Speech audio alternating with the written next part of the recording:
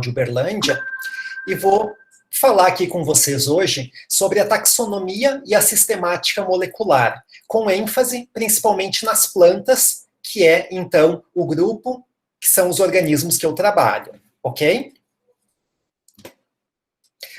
Como já foi comentado, as perguntas ficarão para o final, então vocês podem ir anotando, pensando naquilo que quiserem perguntar, que no final a gente pode discutir e falar sobre todos esses aspectos. Então, eu sou biólogo, certo? Eu iniciei minha formação na Universidade Federal do Rio Grande do Sul, em Porto Alegre, e fiz licenciatura e bacharelado. Depois, eu fui para a área da botânica, me especializei nessa área e realizei o mestrado e o doutorado em botânica, também nessa instituição, e realizei parte do doutorado nos Estados Unidos, que é o que é chamado do doutorado sanduíche, quando o doutorando, ele realiza parte das suas pesquisas no exterior, o que normalmente é bem interessante e muito bom, então, para o desenvolvimento dessas pesquisas.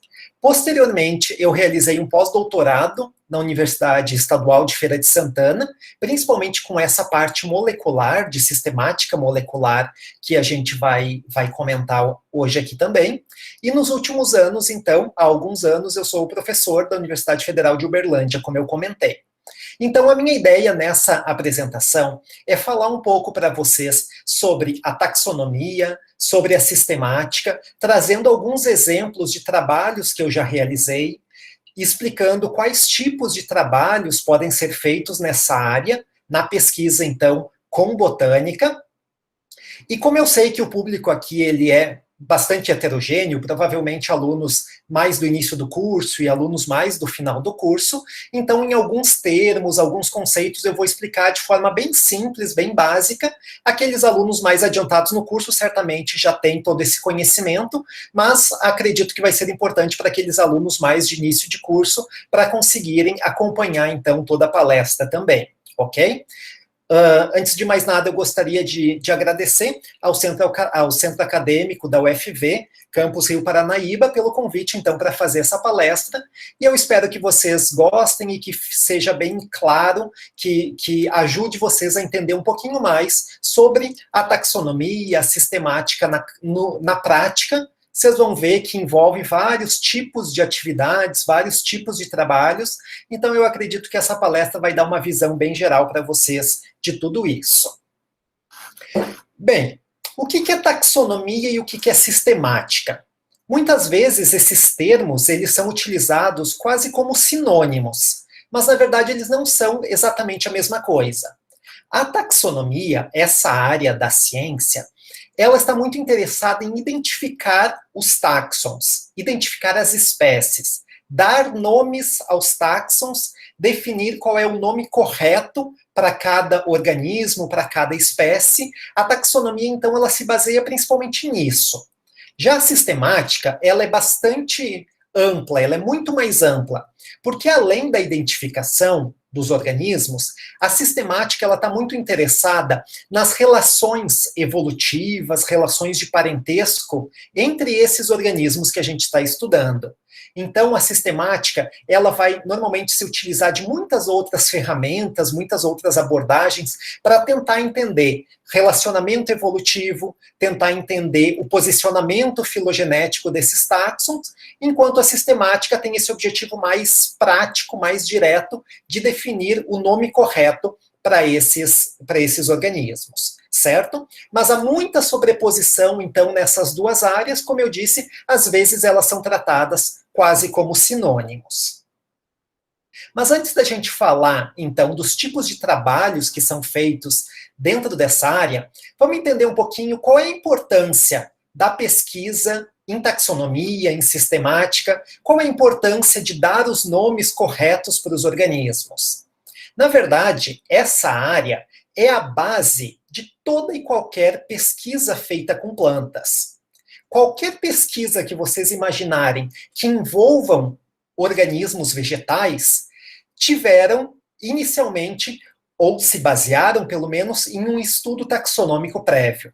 Qualquer pesquisa, qualquer estudo que vocês forem pensar, se vocês pensarem num estudo ecológico, por exemplo, da dinâmica do fogo em alguma formação campestre, a um assunto tão importante nesse momento que a gente está vivendo, com tantas queimadas em diferentes locais, qualquer estudo ecológico baseado em plantas, primeiramente teve que se basear na identificação dessas espécies. Teve que saber exatamente quais as espécies que ocorrem ali, quais os nomes corretos dessas espécies, para então ser possível fazer algum estudo mais aplicado, algum estudo mais elaborado. Se a gente pensar, porém, também em qualquer medicamento, por exemplo, feito a partir de plantas, antes de se ter essa pesquisa aplicada, foi necessário ter certeza de qual era o nome daquela espécie e como se reconhecia essa espécie de alguma outra espécie próxima. Imaginem o perigo que seria se vocês estivessem tomando um medicamento que vocês não têm certeza se foi baseado de fato naquela espécie que apresenta o composto que o medicamento deveria ter, ou se, por uma falta de identificação correta, alguém pegou uma espécie parecida, mas que não tem aquele composto. Então, a taxonomia é uma ciência básica dentro da botânica. E quando eu digo básica, de forma alguma, eu quero dizer menos importante. Muito pelo contrário, eu quero dizer justamente por ser a base de toda e qualquer pesquisa aplicada que se tenha a partir daí. Ok? Eu achei muito interessante essa imagem, essa frase aqui, quando eu vi, que ela diz que uma taxonomia ruim, ela pode matar. Como assim? Vejam que interessante essa notícia que saiu no G1 há algum tempo atrás, cujo título dessa notícia foi: cogumelos tóxicos deixam 11 mortos e 800 doentes no Irã. E nessa notícia, então, a gente lia que, devido à temporada de chuvas nessa região, aumentou a disponibilidade de fungos que foram surgindo, no caso aqui no Irã, e a população começou a se alimentar desses fungos. Claro, muitos fungos são comestíveis. Só que, por não conseguirem identificar corretamente qual era a espécie daquele fungo, se era uma espécie comestível ou não, acabaram ingerindo muitos desses fungos tóxicos que acabaram causando muitas mortes e algumas mortes e um número muito grande de doentes, então, nessa população. A gente vê aqui, então, a grande importância da identificação, nesse exemplo específico, para determinar quais os fungos, quais os cogumelos que eram comestíveis. Há quem diga que todos os fungos são comestíveis. Alguns uma única vez, né? Mas a garantia, então, que a gente tem é que a gente consiga identificar corretamente e se alimentar, então, desses fungos que, de fato, são comestíveis e não são tóxicos. Mais uma reportagem interessante para a gente pensar aqui na importância da taxonomia. Vejam essa outra notícia aqui, que saiu no jornal O Tempo, já há alguns anos atrás. Essa notícia conta que a Polícia Militar, aqui de Minas Gerais, do município de Pouso Alegre, eles encontraram, em um certo terreno baldio, mais de 100 plantas supostamente de maconha. E a polícia, então, foi lá, arrancou todas essas plantas, levou para a delegacia, e depois, quando biólogos, de fato, foram analisar essas plantas, quando taxonomistas foram olhar essas plantas, descobriram que não era maconha coisa nenhuma. Eram simplesmente uma espécie ruderal, muito parecida morfologicamente, vocês podem ver aqui a folha, que lembra então a folha da maconha, mas é uma espécie que não tem relação nenhuma com a maconha, que foi confundida e foi então considerada como sendo maconha e que causou então toda essa situação. Aqui na prática não teve problema nenhum. A polícia, ela só capinou de graça o terreno de alguém. Na prática não houve maiores problemas. Mas imaginem se o dono do terreno estivesse ali, tivesse sido levado para a delegacia, tivesse sido preso ou qualquer coisa do tipo, por acharem que eram plantas de maconha, e quando na verdade era simplesmente uma identificação equivocada feita pela polícia quando viu aqueles pés de uma planta ruderal, quando viu então aquelas plantas daninhas que estavam simplesmente crescendo ali naquele terreno baldio. Então a gente vê aqui alguns exemplos bastante práticos de quão importante é a pesquisa em taxonomia, como importante é reconhecer corretamente as espécies e dar o nome correto para cada uma delas. Então, a gente vai falar aqui, nessa palestra, na prática, como que é a pesquisa em taxonomia, a pesquisa em sistemática, como que é a carreira de alguém, de um biólogo, que decide, então, se especializar e trabalhar com esse grupo de plantas. Na verdade, a gente tem, como todos sabem, uma diversidade gigantesca de plantas no mundo. E é praticamente impossível, melhor dizendo, é impossível qualquer pesquisador conhecer todas as plantas, trabalhar com todas as plantas ao mesmo tempo. Isso é impossível. Então, na prática, o que é feito é que cada pesquisador, cada taxonomista, acaba escolhendo um grupo pequeno e se especializa naquele grupo e desenvolve, então, toda a sua pesquisa voltada para aquele grupo.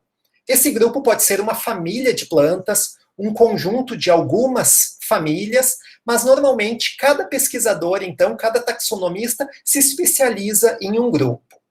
Eu, particularmente, trabalho muito com a família Poaceae, que é a família das gramíneas.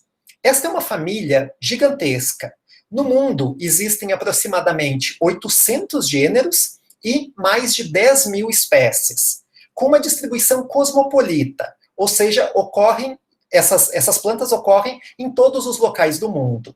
Vejam nesse mapa aqui de distribuição da família, todas as áreas pintadas em vermelho são locais em que ocorrem gramíneas. A gente vê que essas plantas estão distribuídas por todos os continentes, com exceção aqui da porção mais central da Groenlândia, que não ocorrem gramíneas, mas mesmo na margem da Groenlândia ocorrem. Aqui nem está representado a Antártica, mas mesmo na Antártica, em que a gente praticamente não tem angiospermas ocorrendo ali, nós encontramos duas espécies de gramínea. Então, essas plantas são plantas que apresentam uma distribuição muito grande, uma distribuição cosmopolita, então, e estão adaptadas para muitos ambientes diferentes. E essas plantas apresentam tanto uma morfologia como uma terminologia bastante complexa. Ao contrário de muitas plantas mais comuns que a gente está acostumado a ver, em que as flores apresentam pétalas grandes, sépalas grandes, nas gramíneas não. As flores elas são muito pequenas, muito diminutas, como a gente vê aqui nessa imagem. A flor da gramínea, ela é justamente somente isso aqui que eu estou mostrando. Vejam, os estames amarelos grandes aqui e o gineceu, o ovário e aqui os estigmas plumosos que vão então receber o grão de pólen para dar origem depois ao fruto. A flor propriamente dita é só isso, uma flor muito pequena. E essa flor, ela é protegida então por brácteas. Brácteas nada mais são do que folhas modificadas, como a gente vê aqui, que protegem essas flores. E o conjunto de várias brácteas dessas, como a gente vê aqui, tanto numa foto como na ilustração, o conjunto de várias brácteas com várias flores, esse conjunto é chamado de espigueta, que é a inflorescência básica das gramíneas. Então, em uma espigueta, como a gente vê nessa ilustração e nessa foto, nós temos várias flores. Uma flor aqui no interior dessa bráctea, outra aqui, aqui, e assim por diante. Então, essa aqui é chamada a espigueta, que a gente vai usar esse termo ao longo da apresentação em vários momentos. Justamente por ter essa morfologia bem diferente da maioria das plantas e ter essa terminologia, muitos termos específicos que eu nem citei aqui, mas essas brácteas recebem nomes diferentes. As glumas, o lema, a palha, formando um antécio, vários termos diferentes e específicos de gramíneas. Muitas pessoas acham que trabalhar com esse grupo é complicado. Mas, como qualquer outra área, quando a gente estuda um pouquinho, tudo fica fácil, ok? Mas aí alguém pode pensar, tá, mas por que alguém estudaria gramíneas? Gramíneas não são gramas? Por que alguém vai escolher estudar gramas? Eu afirmo sem sombra de dúvidas que nenhum de vocês que estão me assistindo agora, nenhum de vocês passa um dia sequer sem se alimentar das gramíneas. Essa família apresenta uma importância econômica gigantesca. As principais plantas que nós consumimos são gramíneas. Todos os cereais, como o trigo, o arroz, o milho, são gramíneas. A cana-de-açúcar, com uma importância econômica gigante também, é uma gramínea. Os bambus são gramíneas. Então, essa família inclui plantas de grande importância econômica. Vejam que interessante esses dados. Cerca de 70% das terras cultivadas do mundo estão cobertas por gramíneas. E mais de 50% das calorias consumidas pela humanidade provém dessas plantas.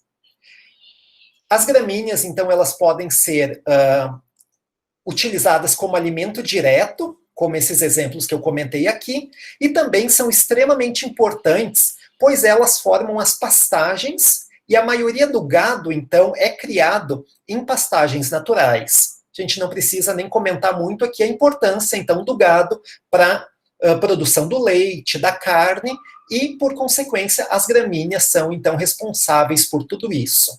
A gente pode dizer, sem sombra de dúvidas, que as gramíneas é que alimentam o mundo. Nós só estamos vivos hoje graças às gramíneas. Então, esse é um exemplo mais do que claro da importância de se estudar os representantes dessa família, não só as espécies, então, com interesse econômico, mas também as espécies nativas relacionadas a ela. E além dessa importância econômica muito grande, as gramíneas apresentam uma importância ecológica muito grande também. Por quê?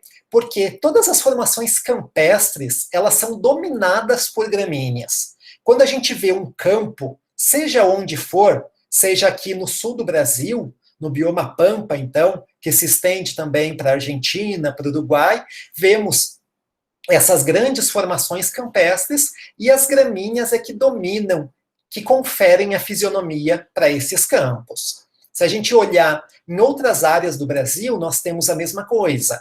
Aqui no sudeste, no centro do país, a mesma coisa. Nas formações do cerrado, dos campos rupestres, o que a gente vê é exatamente isso. As gramíneas dominando a fisionomia dos campos. E quando a gente olha em diversos outros continentes também, todas as formações campestres que a gente encontra no mundo, todas elas são dominadas por gramíneas. As gramíneas que, então, conferem a fisionomia desses campos, destas pastagens. Então, essa é uma família de uma importância gigantesca, como eu comentei, tanto do ponto de vista econômico como ecológico. E devido, então, a todas essas razões, eu escolhi, durante a minha formação, trabalhar com esse grupo, e é principalmente com esse grupo que eu desenvolvo pesquisas, estudos em taxonomia e em sistemática molecular.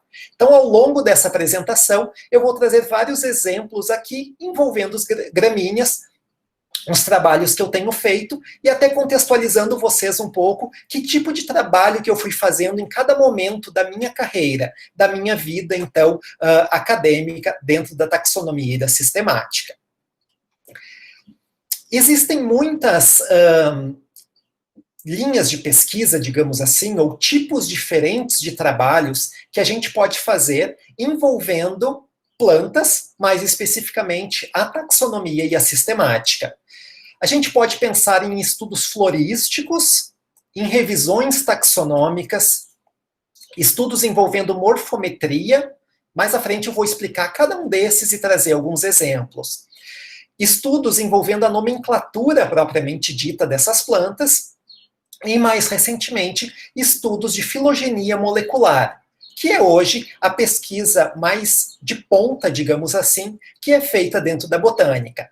A maioria dos grandes trabalhos realizados dentro da botânica hoje envolvem, se não são totalmente baseados na filogenia molecular, envolvem pelo menos essa metodologia, esse tipo de análise que a gente vai comentar um pouquinho a seguir. Então, a gente vai comentar aqui ao longo dessa apresentação vou explicar cada um desses tipos de trabalhos e apresentar então alguns exemplos para vocês do que caracteriza cada uma dessas linhas de pesquisa, digamos assim, dentro da taxonomia e da sistemática. Vamos começar falando sobre os estudos florísticos. O que é uma florística? Uma florística nada mais é do que o estudo da flora de um determinado local, de um local específico. Então, quando eu estava lá na graduação e comecei a me envolver com a botânica, comecei a me envolver com as gramíneas, eu realizei um estudo florístico, então, neste local que é o Morro Santana, em Porto Alegre. É uma área, uma unidade de conservação que pertence à Universidade Federal do Rio Grande do Sul, fica bem próximo ao campus do Vale, lá em Porto Alegre, e é uma área de muito interesse e onde são realizadas muitas pesquisas por essa universidade. Muita gente ali estuda tanto a parte de zoologia, a parte de ecologia, a parte de botânica propriamente dita. E até aquele momento, não se tinha uma ideia de quantas espécies de gramíneas aconteciam nesses campos, quais eram essas espécies que ocorriam ali, embora estivessem sendo feitos muitos estudos ecológicos, dinâmica do fogo, vários estudos ali que precisavam da identificação dessas plantas, até então não se sabia quantas espécies ocorriam naquele local. E, nesse momento, então, surgiu a nossa ideia, minha e da minha orientadora na época, de estudar as gramíneas desse local.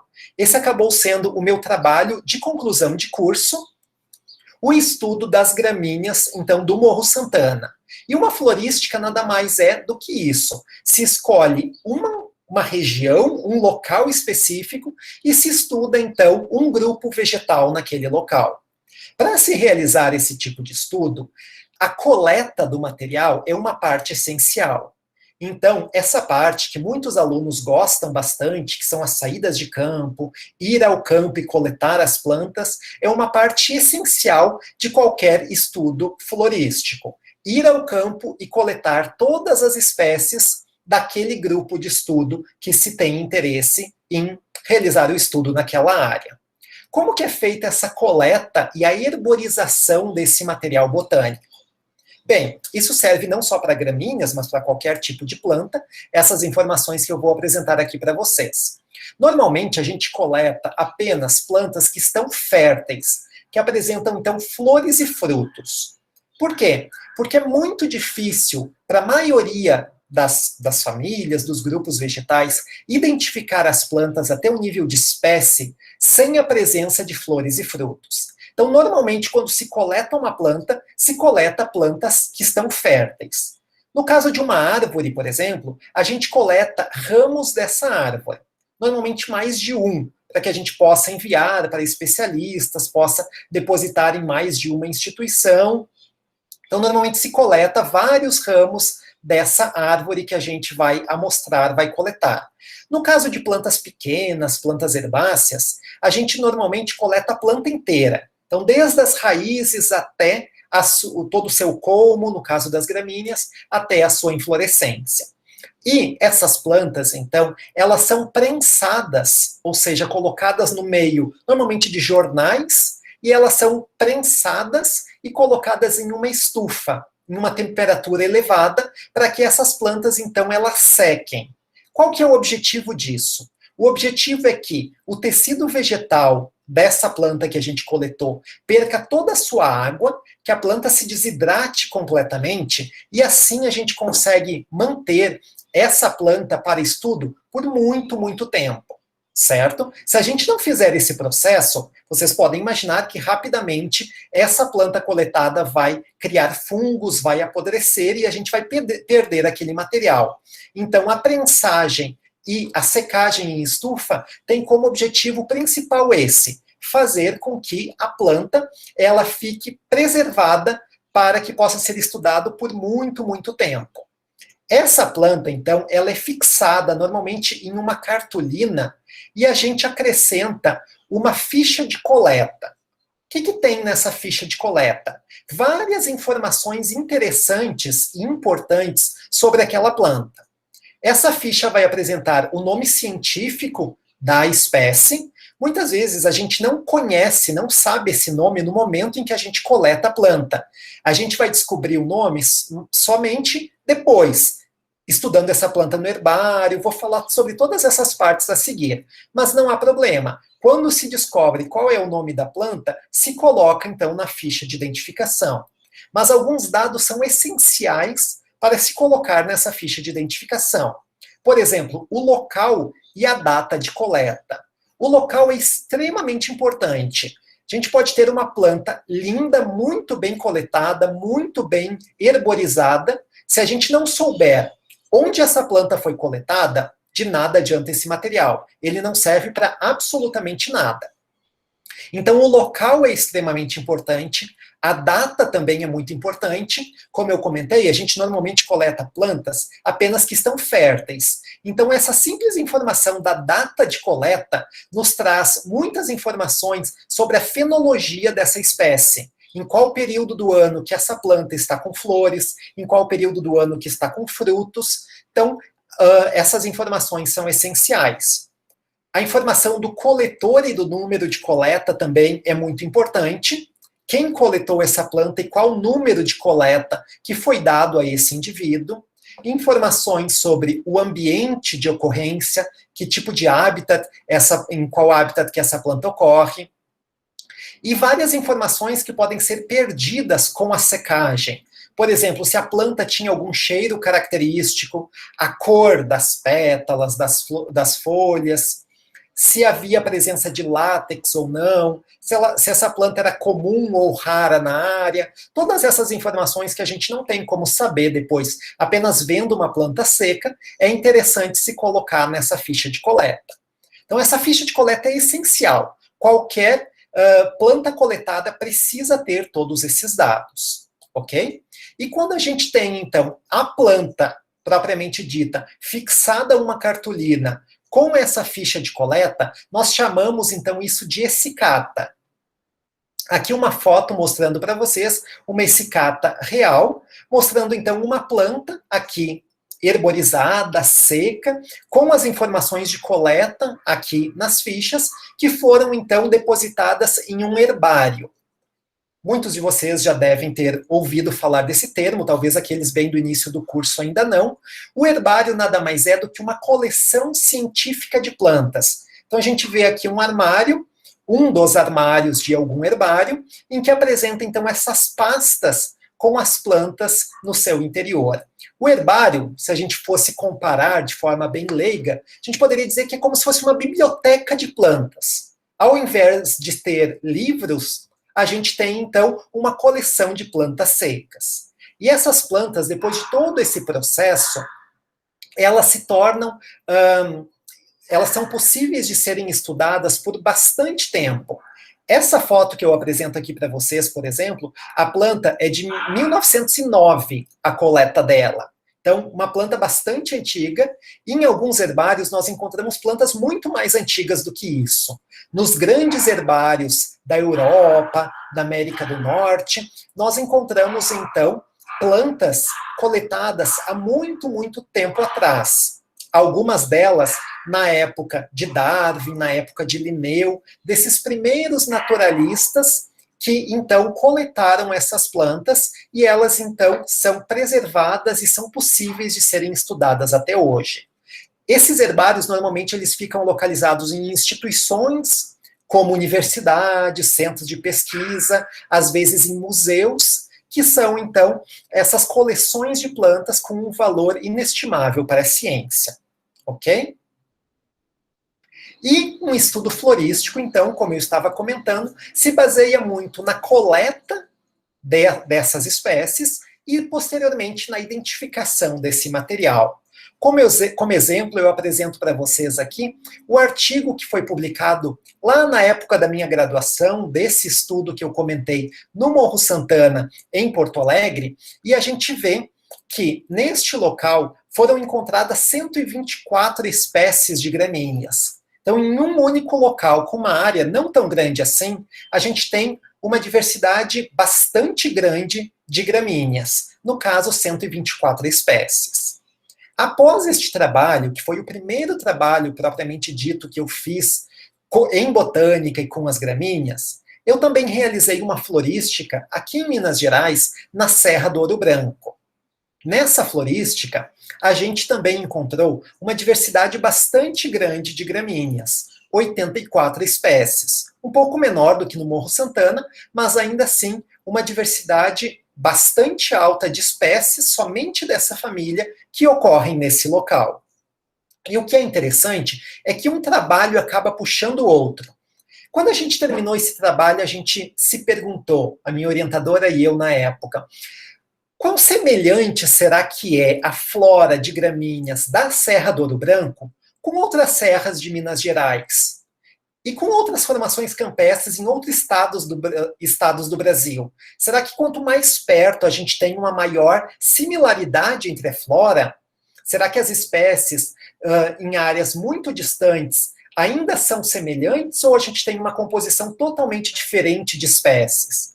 E, após isso, nós tivemos a ideia, então, de realizar esse estudo de afinidades florísticas entre a Serra do Ouro Branco, que nós tínhamos recém-estudado, com outros campos, outras formações campestres do Brasil, que já haviam estudos sobre gramíneas. Então, a Serra do Ouro Branco aqui é o número 8, e neste trabalho seguinte, então, que nós fizemos, o objetivo era comparar a flora de gramíneas da Serra do Ouro Branco com todas essas áreas que já haviam sido publicados trabalhos sobre gramíneas. Então, para cada área dessas, nós demos uma sigla para facilitar, então, a escrita desse trabalho, e foi possível comparar os grupos de gramíneas que estavam presentes em cada uma delas e a similaridade florística. Nessa análise aqui, a gente vê que quanto mais próximas estão essas áreas, como aqui, por exemplo, a flora delas é muito mais semelhante. Quando a gente compara essa área com uma área que está mais distante aqui nesta análise, a gente vê que essa flora é muito mais diferenciada. E a partir disso a gente conseguiu, então, investigar o que estava causando a semelhança ou a diferença entre essa flora. Será que era o solo? Será que era o clima? Quais os fatores que estavam influenciando, então, a ocorrência daquelas espécies ali? Então, a partir de uma florística, a gente consegue pensar em vários outros trabalhos e aprofundar, então, ainda mais o estudo sobre essas plantas.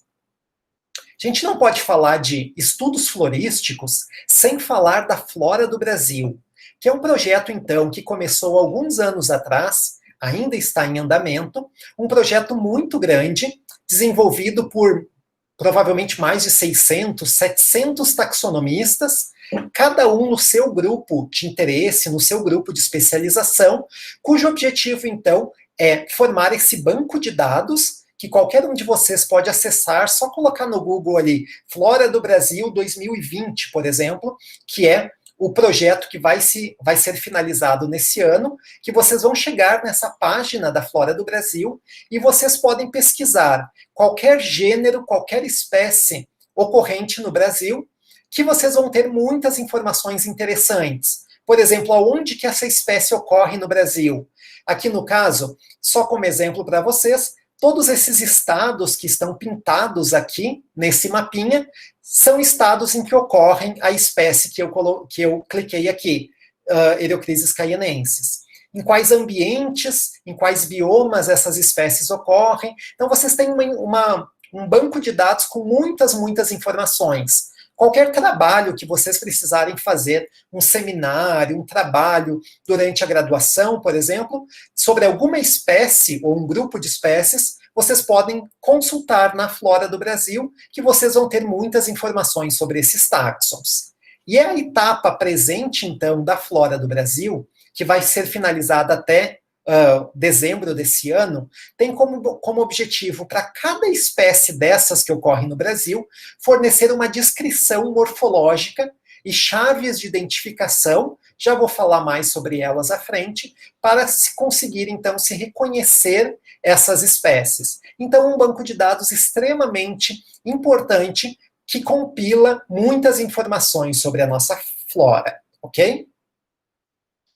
Depois de falar dos estudos florísticos, agora a gente vai falar de revisões taxonômicas, que são estudos semelhantes, mas que têm algumas particularidades. Como assim?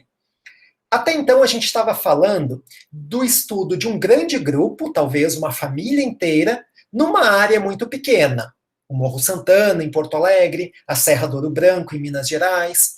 Nas revisões taxonômicas, a situação se inverte. A gente escolhe um grupo pequeno, normalmente um único gênero ou alguns poucos gêneros, e a gente faz o estudo desse gênero, ou grupo de gêneros, em uma área muito maior.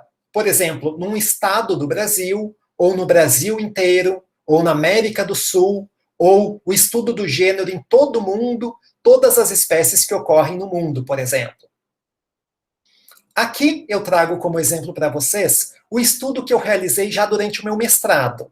Depois desses estudos iniciais que eu pude aprender um pouco sobre a morfologia de toda a família, dos gêneros que compõem essa família, as subtribos, os diferentes grupos, então, a gente percebeu, minha orientadora e eu, alguns gêneros que se conhecia muito pouco, que não se sabia quantas espécies ocorriam no Brasil, quantas espécies ocorriam no Rio Grande do Sul, que era o objetivo, então, daquele momento. E na minha dissertação de mestrado, eu estudei alguns gêneros para o estado do Rio Grande do Sul, fazendo, então, essas revisões taxonômicas. Nessas revisões, qual é o objetivo? Um estudo um pouco semelhante à florística, mas mais aprofundado, fornecendo, então, chaves de identificação para essas espécies. Talvez alunos do início do curso ainda não tiveram muito contato com chaves de identificação. O que é uma chave de identificação para espécies, por exemplo? É um trabalho em que qualquer pessoa que colete uma planta, eu coletei uma planta que eu sei, corri uma chave e sei que é o gênero Eriocrisis, um gênero, então, de gramíneas que eu estudei. Ok, mas qual espécie que é? A pessoa coleta essa planta, mesmo que não seja um especialista, não seja um botânico, e ela, a partir da morfologia da planta, ela consegue descobrir qual é a espécie daquele indivíduo. Por exemplo, só trazendo alguns exemplos aqui desse trabalho. Das espécies que ocorrem no Rio Grande do Sul, qualquer pessoa pode coletar uma Eriocrisis e ela vai ver, por exemplo, se a inflorescência é esparsamente pilosa, ou seja, se apresenta poucos pelos, poucos tricomas, ou se a inflorescência é densamente pilosa, com muitos tricomas. Se a inflorescência do indivíduo que foi coletado é esparsamente pilosa, já se sabe que é pertencente à espécie Eriocrisis oucoides. Se a inflorescência é densamente pilosa, pode ser de alguma dessas duas espécies aqui. Então, se segue na chave, vai para o passo 2. Por exemplo, se as espiguetas, aquele conjuntinho de brácteas, então, que no interior está a flor e posteriormente o fruto, se essa espigueta é bastante pequena, vejam, de 1,8 a 3,5 milímetros de comprimento, se sabe que é Eriocrisis caienensis. Se é um pouquinho maior, chegando até 5 milímetros, se sabe que é pertencente à espécie Eriocrisis vilosa. Então, uma chave de identificação nada mais é do que isso. Alunos que estão no final do curso certamente já utilizaram diversas chaves em diversas disciplinas e sabem bem do que eu estou falando. Um estudo de revisão taxonômica normalmente apresenta também uma descrição morfológica das espécies, uma descrição de todas as estruturas morfológicas dessa espécie, com medições, com descrições, que ajudam a reconhecer, então, esse taxon, e, normalmente, ilustrações também dessas espécies. Para esse trabalho de revisões taxonômicas, as coletas também são extremamente importantes. Não mais coletas em apenas um local, como no caso da florística, mas coletas em todas as regiões, todos os locais em que ocorre aquela espécie. Então, coleta é uma parte bastante importante desses trabalhos de revisão taxonômica. Normalmente se vai a essas coletas de carro, às vezes de avião, às vezes de barco, não importa. O importante é que se consiga chegar nos locais em que estão essas plantas, se consiga então coletar e estudar todas as espécies daquele grupo que se tem interesse. Com isso, os pesquisadores têm oportunidade de conhecer muitos locais muito bonitos do nosso país e mesmo de fora, com uma diversidade, uma flora muito interessante. Aqui mais algumas fotos da Serra do Ouro Branco, aqui uma foto dos Campos de Cima da Serra, no sul do Brasil. Então, regiões muito bonitas que a gente tem a oportunidade de conhecer, indo coletar, indo, então, estudar essas plantas. É claro que nem tudo são flores. Às vezes os carros atolam, às vezes os carros estragam, mas para quem gosta de aventura, tudo é diversão. As saídas de campo, então, são essenciais nesses estudos de revisões taxonômicas. Uma outra coisa muito importante também nesse tipo de trabalho é a revisão de herbários. A revisão, então, de herbários, normalmente, quando se está fazendo um trabalho taxonômico, a gente começa, claro, estudando as plantas do herbário da nossa instituição. Se eu trabalho na UFRA, eu vou começar com o herbário da minha instituição. Mas é muito importante também que a gente estude as plantas de outros herbários. Então, muitas vezes a gente analisa plantas de outros herbários que vêm por empréstimo, vêm por correio para o nosso herbário e a gente consegue, então, estudar essas plantas. Mas como não é possível mandar por correio um herbário inteiro, normalmente esses pacotes de plantas apresentam um número limitado de essicatas que chegam para a gente, é muito importante que a gente visite outros herbários. Então, a parte de visitar outros herbários também é algo que faz parte da vida de um taxonomista. Existem muitos herbários, principalmente na Europa, na América do Norte, herbários muito clássicos, herbários muito importantes, que têm uma coleção gigantesca de plantas. Vou citar apenas alguns aqui para vocês, mas existe um número bastante grande desses herbários que apresentam milhares, alguns milhões de coletas, às vezes, muitas delas do Brasil, se o foco do trabalho for as espécies brasileiras. Então é muito importante, muito desejável que o taxonomista ele viaje e ele vá para outros herbários. O herbário de Nova York, por exemplo, do Jardim Botânico de Nova York, é um dos maiores herbários do mundo. O herbário de Chicago, no Field Museum, também é um herbário muito importante, com muitas coletas, focado em algumas regiões muito interessantes. O herbário de Harvard é um herbário, então, muito, muito bom, especialmente para alguns grupos em particular. Então, a visita a esses herbários da Europa também, tem muitos deles, herbários muito antigos, que apresentam, então, um número gigantesco de coletas, e isso é extremamente importante, a visita desses herbários durante um trabalho taxonômico. E é claro que no final de semana a gente se sacrifica e conhece os pontos turísticos da cidade, onde a gente está estudando as plantas no herbário, tudo isso faz parte, obviamente. Então, a gente estava falando até agora desses dois tipos de estudos. Estudos florísticos e estudos de revisão taxonômica. Agora eu vou comentar para vocês sobre uma metodologia também bastante interessante, que tem muito a ver com as revisões taxonômicas, também são realizadas muitas vezes em herbários, que é o estudo da morfometria. O que é morfometria? É o estudo da forma, da morfologia dos organismos. Certo? Qual a diferença de uma revisão taxonômica, que também é baseada na morfologia? Na morfometria, a gente vai estudar com mais detalhe as características morfológicas das plantas e vai, então, utilizar métodos estatísticos, testes estatísticos, para avaliar esse conjunto de dados. Vejam aqui um exemplo de um artigo que a gente publicou alguns anos atrás, com o gênero Schizachyrium, um outro gênero de gramíneas. Esse estudo, baseado em morfometria, então, nos mostrou que tínhamos ali duas espécies novas que precisaram ser descritas, então, para a América do Sul. Como que funciona um estudo de morfometria? Basicamente, a gente vai estudar o máximo possível das características morfológicas das plantas. Nós temos aqui a foto de uma inflorescência de uma gramínea. Então, o que vocês estão vendo aqui é o que vulgarmente se chama, então, do pendão de uma gramínea, que nada mais é do que a inflorescência, composta por várias espiguetas, cada uma com a sua flor e, posteriormente, o seu fruto no interior, certo? Aqui uma foto, então, dessa estrutura e aqui um esquema, um desenho.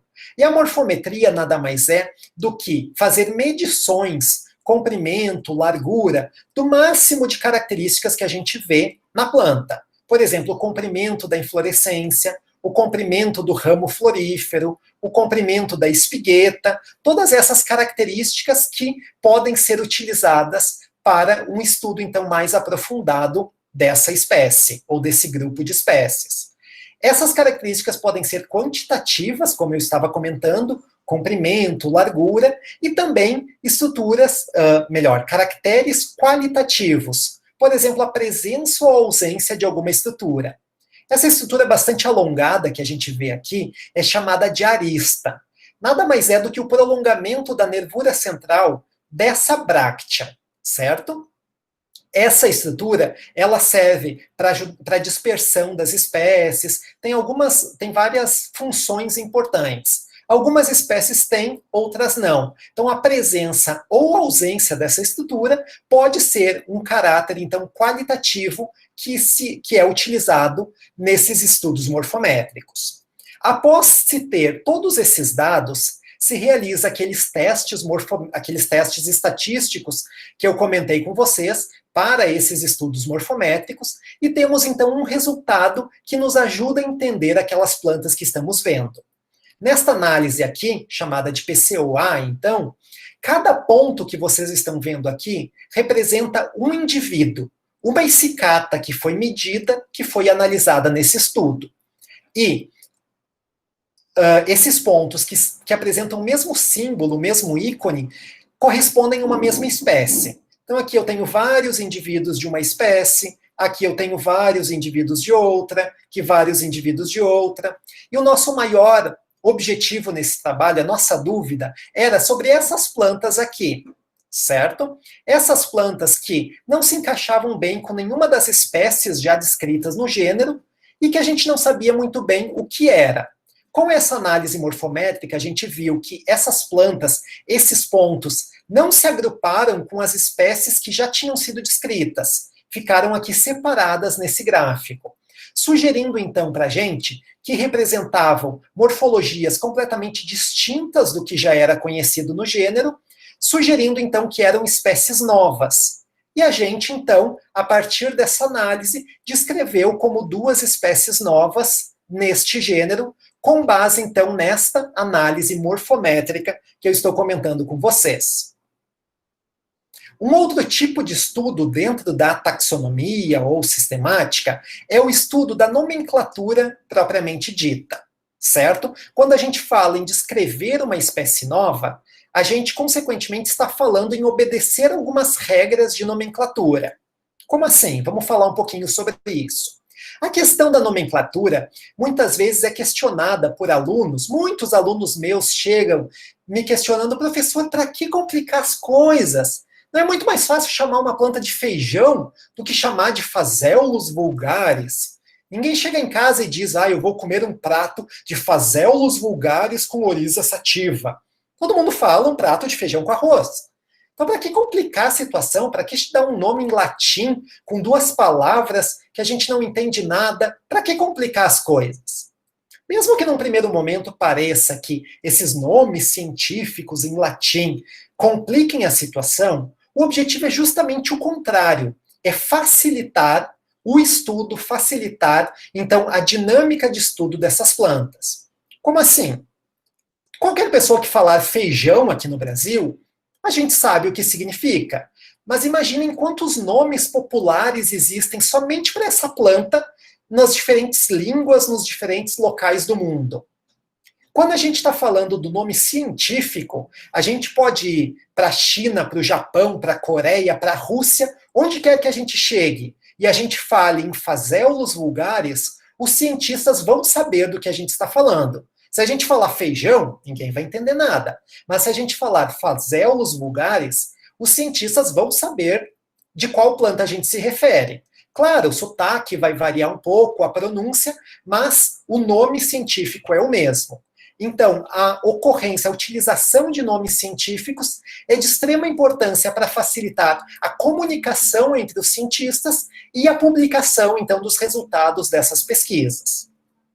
Como vocês, muitos devem saber, o nome científico de qualquer espécie, ele é formado por duas palavras. A primeira é o nome do gênero, a segunda palavra, então, chamada de epíteto específico. E o conjunto dessas duas palavras se refere ao nome da espécie. No caso aqui do feijão, como eu já comentei, fazeolus é o gênero, fazeolus vulgaris é o nome da espécie. esses nomes científicos, eles são regidos por muitas regras, que estão presentes, então, no Código de Nomenclatura, o Código Internacional de Nomenclatura, de algas, fungos e plantas. Então, as regras para dar os nomes para plantas, fungos e algas são as mesmas. Já a zoologia tem o seu próprio código de nomenclatura zoológica. Para dar nome para bactérias, por exemplo, a microbiologia vai usar o seu código de nomenclatura específico. Mas para algas, fungos e plantas, as regras são as mesmas. Nesse código, que vocês podem procurar na internet também, ele está disponível, vocês vão encontrar vários artigos com muito detalhamento de como deve ser dado esses nomes científicos, o que é permitido, o que não é permitido, justamente para que a gente tenha essa constância e os pesquisadores no mundo em todo deem os nomes da mesma forma para novas espécies descritas, por exemplo, ok? Então, um tipo de trabalho muito importante, muito comum, relacionado à nomenclatura, como eu comentei, é a descrição de espécies novas. Naquele trabalho da Serra do Ouro Branco que eu comentei, nós observamos que uma das espécies coletadas, que a gente viu que pertencia a um gênero de gramíneas chamado Isacne, era uma espécie nova. Nenhuma das espécies já descritas até então cabiam bem nessa planta que a gente tinha coletado. E a gente, então, viu que precisava descrever uma espécie nova a partir dessa planta. A gente deu um nome, então, para essa espécie, Isacne hirtiglumes. Por quê? Porque as brácteas, as glumas, elas são hirsutas nessa espécie. Ou seja, apresentam esses tricomas, esses pelos bastante rígidos. Então, devido a essa característica morfológica de apresentar glumas hirsutas, nós demos este nome, Isacne hirtiglumes. O que deve aparecer em um artigo de nomenclatura, um artigo, então, de descrição de uma espécie nova? Além do nome que se propõe para essa espécie, nós temos um parágrafo que é chamado de diagnose. O que é isso? Uma diagnose é uma comparação dessa nova planta que está sendo proposta, que está sendo descrita, comparando com todas as outras plantas que existem, então, desse gênero. Aqui, no caso, essa espécie nova era muito parecida com Isacne salzmani. E nessa diagnose, nós, então, listamos as principais diferenças entre elas. Nos slides seguintes, eu vou falar um pouquinho mais sobre diagnose. Não se esqueçam, então, que diagnose é essa frase, ou esse conjunto de frases que diferenciam a espécie a ser descrita de todas as espécies novas, todas as espécies já descritas até então.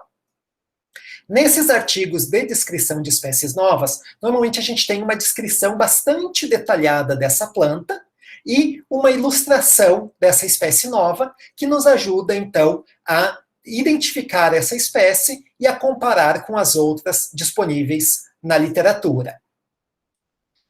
Falando um pouquinho mais sobre o código de nomenclatura, muita gente pode achar que o código é uma coisa que não muda, um livro físico fixo ali que não muda. Mas, na verdade, não. O código de nomenclatura ele está sendo constantemente atualizado, constantemente melhorado. E como que é feito isso? A partir de um outro tipo de trabalho, que eu vou mostrar aqui para vocês, que são propostas de alteração do código. Como que acontece isso? Quando um pesquisador, quando um taxonomista, ele acha que algum dos artigos do código não está muito bom, aquele artigo mais está complicando do que ajudando, ele propõe, então, uma modificação do código. Ele escreve um artigo, publica em uma revista específica chamada Taxon, e ele propõe uma mudança para esse código. Vocês lembram da diagnose que eu recém falei sobre ela? Até pouco tempo atrás, era obrigatório, quando se ia descrever uma espécie nova, que essa diagnose fosse em latim. Todo aquele primeiro parágrafo a gente tinha que escrever em latim.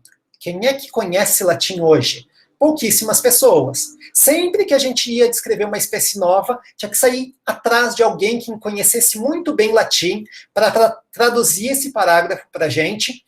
Às vezes tinha que ir atrás de um padre que conhecia latim para nos ajudar com isso, ou algum pesquisador que conhecesse muito bem a língua para fazer isso.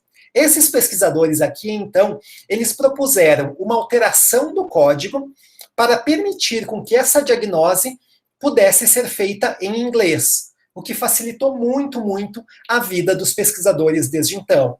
E essas propostas, elas são votadas de 6 em 6 anos no Congresso Internacional, de Nomenclatura, e o código é atualizado a partir dali. Então, as propostas que são aceitas passam a ser incorporadas no código e as propostas que não são aceitas, elas são ignoradas e aquela porção do código permanece inalterada. Então, esse é mais um tipo de estudo nomenclatural que é feito e é importante que seja feito. O último tipo de estudo que eu vou comentar aqui com vocês são as filogenias moleculares, que é uma parte, então, um tipo de estudo que está em alta dentro da botânica, talvez seja o tipo de estudo que mais rende boas publicações aqui. Os principais trabalhos de botânica publicados recentemente ou envolvem alguma coisa de filogenia molecular ou são totalmente baseados em filogenia molecular. Então, diferente de tudo que eu estava falando até agora, que era sobre a morfologia das plantas, agora a gente vai falar sobre o uso de moléculas, por isso sistemática molecular, principalmente o DNA, para responder perguntas e para investigar, então, diversos aspectos relacionados às plantas. Só para relembrar vocês, em uma célula vegetal, a gente encontra DNA no núcleo, a maior parte do DNA, então, da célula, também nas organelas, como o cloroplasto e as mitocôndrias. Num estudo com plantas, a gente pode utilizar DNA de qualquer uma dessas partes, mas em plantas, principalmente, são utilizadas o DNA vindo do núcleo e o DNA vindo, então, do cloroplasto. As mitocôndrias são muito utilizadas em estudos filogenéticos de animais, mas não tanto de plantas. A estrutura do DNA, relembrando muito rapidamente, como muitos de vocês já devem ter estudado, o DNA ele é composto por 4 bases nitrogenadas, que são adenina, guanina, citosina e timina, representado então por essas 4 letras, A, C, T, G, e são justamente essas letras que são utilizadas nos estudos filogenéticos.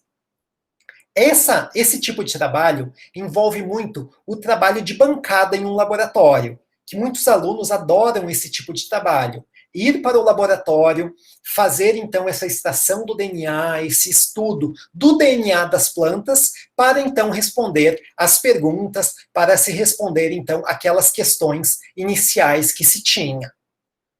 Eu apresento aqui, para exemplificar então este tipo de estudo, um estudo que eu realizei agora já durante o meu doutorado, com esse gênero Eriocrisis que eu já comentei para vocês. A espécie mais comum dentro do gênero Eriocrisis é Eriocrisis caienensis. A gente vê aqui a inflorescência dessa gramínea, uma inflorescência muito bonita, com muitos pelos, muitos tricomas dourados, e aqui a gente vê uma espigueta. No interior está a flor. E o que caracteriza essa espécie é, então, o ápice dessa espigueta, que apresenta 3 lobos, como se fossem 3 pequenos dentes. Outra espécie bastante parecida, que é a Eriocrisis vilosa, apresenta um ápice apenas agudo. No meu mestrado, a gente observou algumas plantas que tinham uma morfologia intermediária, vejam só. Eu não tenho nem 3 lobos ou 3 dentes bem marcados, mas também esse ápice não é agudo. Ele tem como se fossem uns lobos bem pequenos. Inicialmente, com base na morfologia, nós consideramos como se fossem apenas variações morfológicas dessa espécie. Mas aqui nós queríamos, analisando o DNA dessas plantas, entender então se isso estava correto ou não. Outra pergunta que norteou esse estudo foi a ocorrência, a existência dessa espécie, Eriocrisis laxa, que vejam como é o ápice dessa espigueta, arredondado. Para complicar ainda mais a situação, nós encontramos algumas plantas que tinham o ápice arredondado e esses pequenos lobos aqui no no ápice, então, dessa estrutura.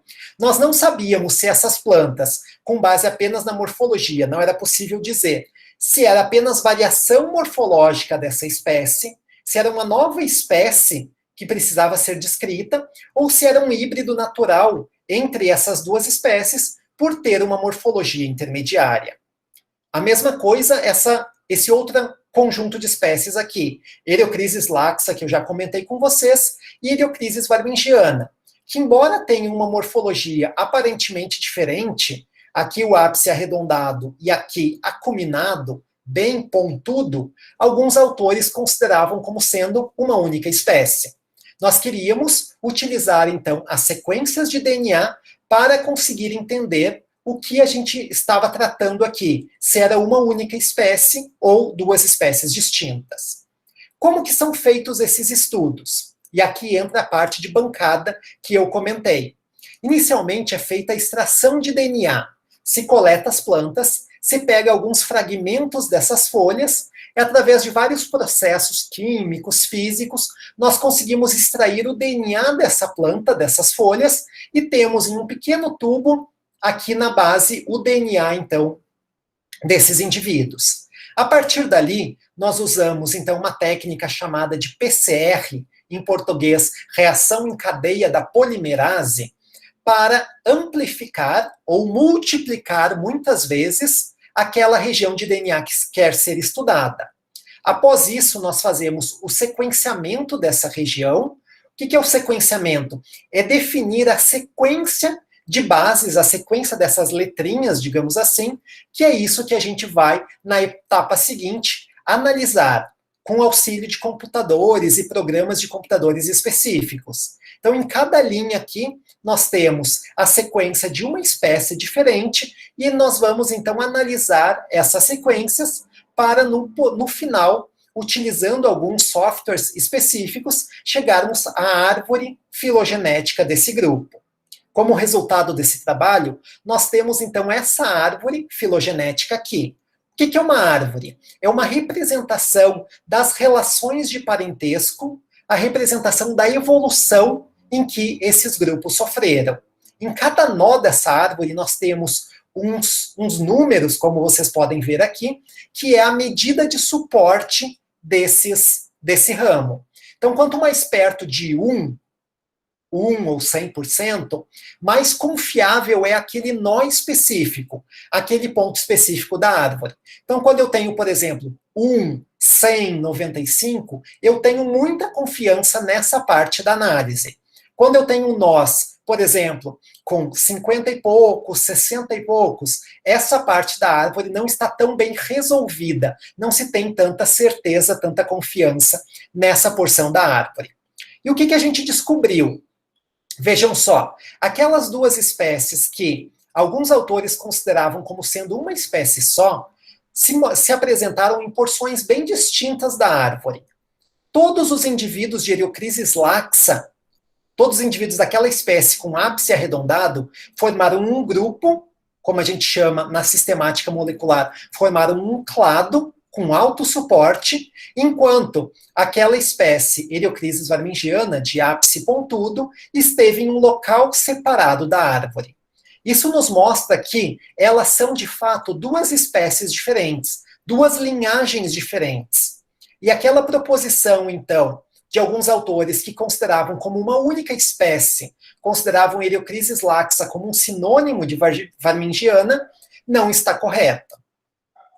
Sobre aquelas outras plantas com 3 dentes ou 3 lobos versus um ápice agudo, nós vimos que cada uma delas formou um grupo distinto, indicando que são duas espécies diferentes.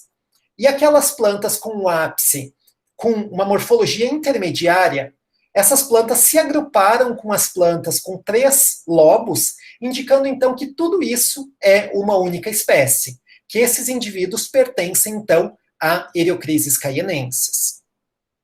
Todas essas árvores que eu apresentei aqui são baseadas nos genes nucleares, no núcleo das plantas. Como eu comentei, o cloroplasto também é muito utilizado em pesquisas com plantas. E nós realizamos aqui um estudo, então, com uma metodologia bastante nova, bastante inovadora, que é chamado de Next Generation Sequencing, ou sequenciamento de nova geração. E essa metodologia, então, permite sequenciar todo o cloroplasto das plantas, vejam aqui mais de 140 mil pares de bases, para construir também uma árvore a partir do cloroplasto. Então, a gente pode ter uma árvore vinda de sequências nucleares, vindas de sequência do cloroplasto, ou a gente pode misturar esses dados e ter uma árvore de tanto regiões nucleares como plastidiais juntas. Tudo isso é possível utilizar para responder a determinadas questões. E vejam aqui que interessante a última descoberta desse artigo. Vocês lembram daquelas plantas com o ápice arredondado e aqueles lobos bem poucos conspícuos? Nós vimos que essas plantas eram poliploides, ou seja, apresentavam 2 conjuntos de cromossomos. E nós vimos que, para as regiões que estavam sendo estudadas, cada planta apresentou 2 regiões, que nós chamamos de cópia A e cópia B. A cópia A se agrupou com essa espécie, Eriochrysis laxa. A cópia B se agrupou com essa outra espécie, Eriochrysis villosa. Isso nos mostrou, então, que essas plantas são híbridos naturais entre essas 2 espécies. Em algum momento, essas 2 espécies se cruzaram, formaram, então, esses híbridos e essas plantas se perpetuaram na população. Coisas, então, conclusões que a gente nunca conseguiria chegar com certeza, apenas com base na morfologia. Com o uso de sequências de DNA, a gente consegue, então, analisar essas questões.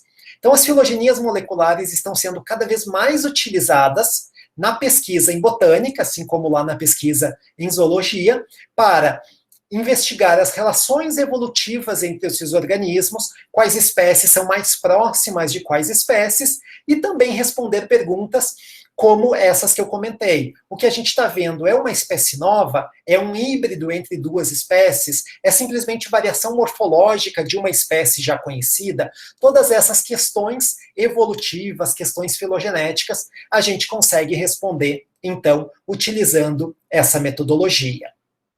Então, nessa palestra, eu quis mostrar para vocês um pouquinho de cada área, digamos assim, de cada tipo de trabalho que é possível realizar dentro da sistemática, dentro da taxonomia vegetal.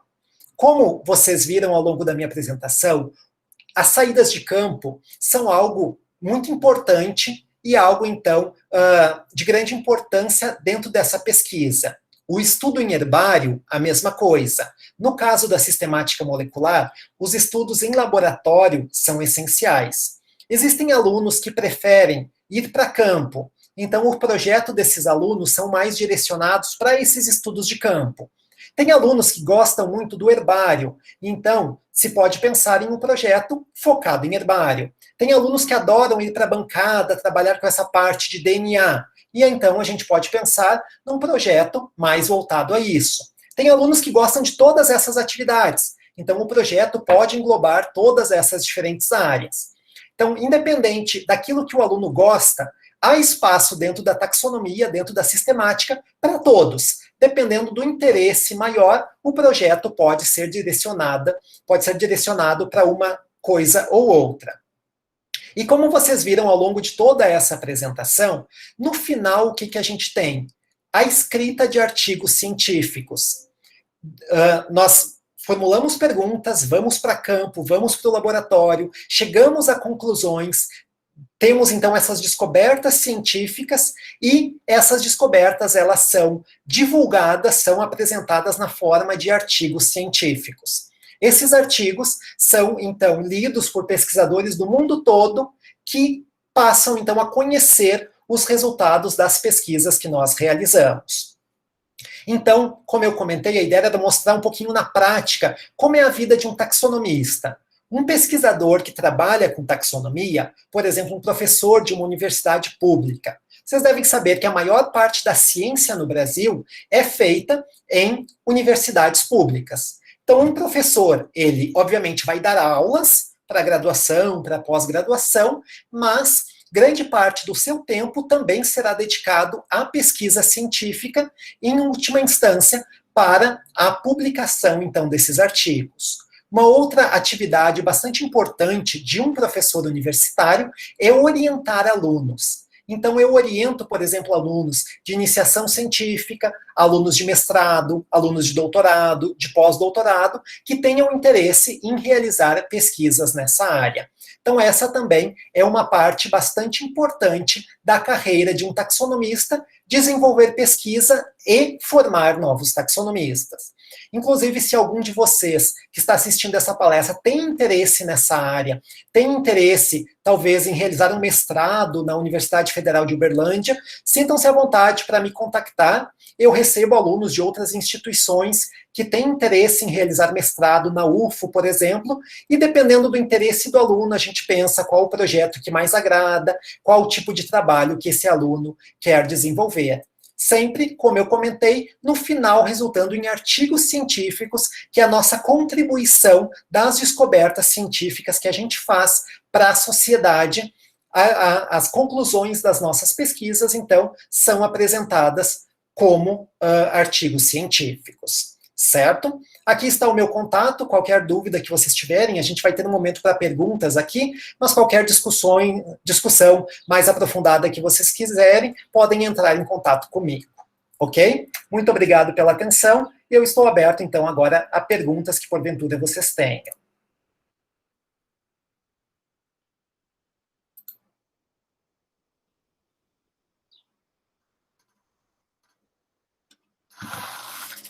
Alguma pergunta?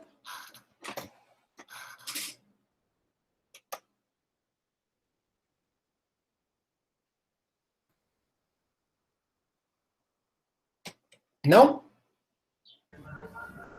Pode falar.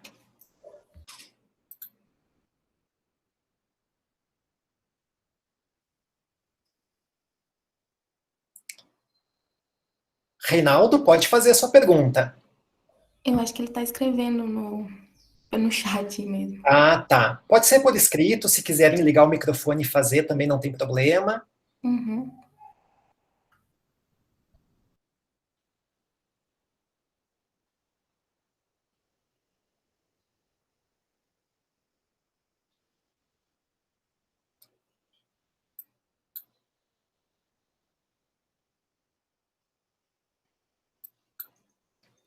A pergunta, então, do Reinaldo, não sei se todos estão lendo aqui no chat, ele diz que ele trabalha com pteridófitas e qual a importância delas no mercado.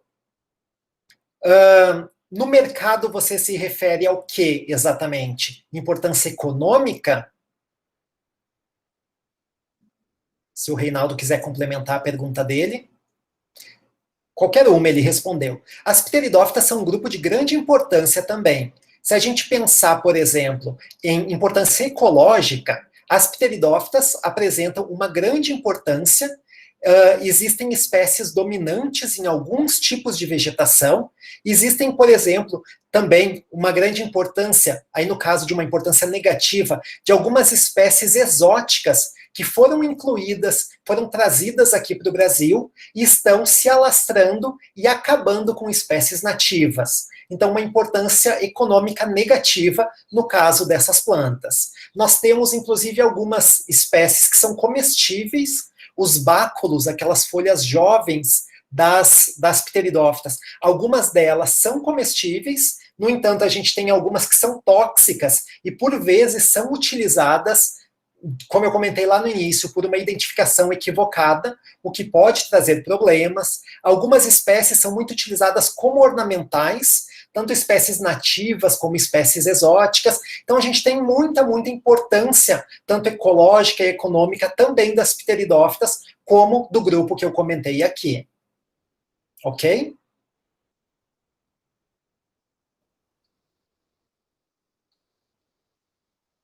Você saberia me dizer, outra pessoa perguntou, se no site da Flora do Brasil eu consigo consultar a nível de subfamília? Sim, a nível de subfamília, sim. No entanto, nem todas as famílias botânicas, elas são divididas em subfamílias. No caso de gramíneas, essa divisão em subfamília é muito limitada. Então, se você pesquisar uma espécie de gramínea, você vai ver essa classificação. Outras famílias que não utilizam com muita facilidade. Subfamílias a gente não encontra. Faboide, ela diz que trabalha com faboide, então uma fabácea, uma leguminosa,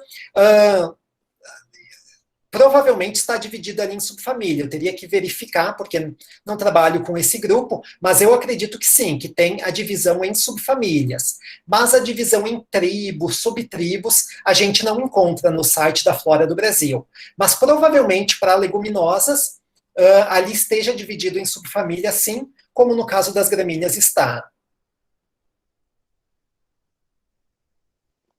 Professor, Sim? tá me escutando? Sim, pode falar. Agora o Reinaldo, consegui o áudio aqui. Pode falar, estou escutando bem. Beleza. Deixa eu te perguntar, foi surpresa para mim, para minha orientadora, a gente encontrar pteridófita aqui no Rio Paranaíba, porque aqui é um cerrado e é desmatado aqui, né? Mais para agropecuária e agronomia. Então aqui só tem mais lugares igual matas de galeria. E foi uma surpresa encontrar tanta coisa. Eu já estou com 104 espécies de pteridófita, em 17 famílias. E minha dúvida é o seguinte, eu estou tendo dificuldade em encontrar professores que me ajudam a identificar essa quantidade de espécies, porque a gente nunca imaginava que teria quantidade. Você conhece aí na UFO algum professor na área? Eu dei uma pesquisada e o está ali no Belo Horizonte é um lugar mais perto que eu teria condições de procurar, mas um lugar mais perto igual a UFO no Uberlândia seria melhor.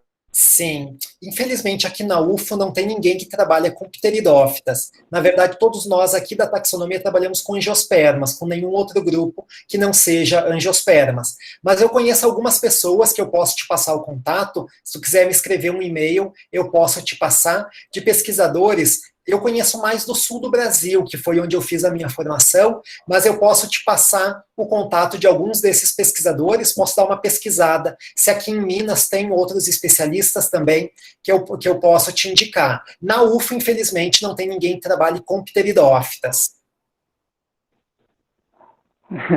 Felizmente fazer o quê? Então, seria um prazer se você me ajudasse, porque eu vou fazer a descrição taxonômica de uma família só, que eu pensei que nunca imaginaria que encontrar tanta coisa. Aí as outras 17 é só levantamento florístico mesmo. Sim. Uhum. Você pode me mandar um e-mail que eu te passo os contatos desses que eu estou lembrando de cabeça e dou uma pesquisada melhor e te passo o contato de outros colegas, então, que trabalham com esse grupo em específico. Beleza, depois eu pego o seu e-mail aqui e te e-mail, então. Tá joia. Obrigado, e eu acho que era só isso mesmo. Certo.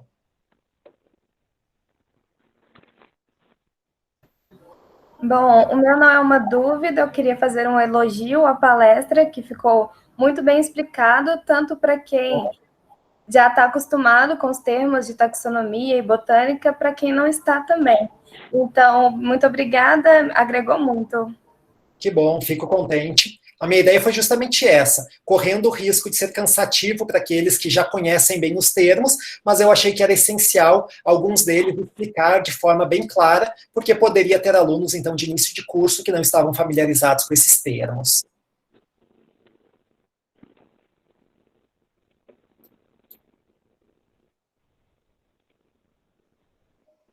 Alguma pergunta, algum comentário mais?